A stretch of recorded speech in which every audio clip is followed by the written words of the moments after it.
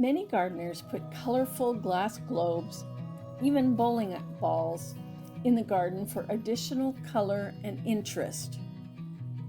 Why not grow alliums, which are living globes of violet, purple flowers too?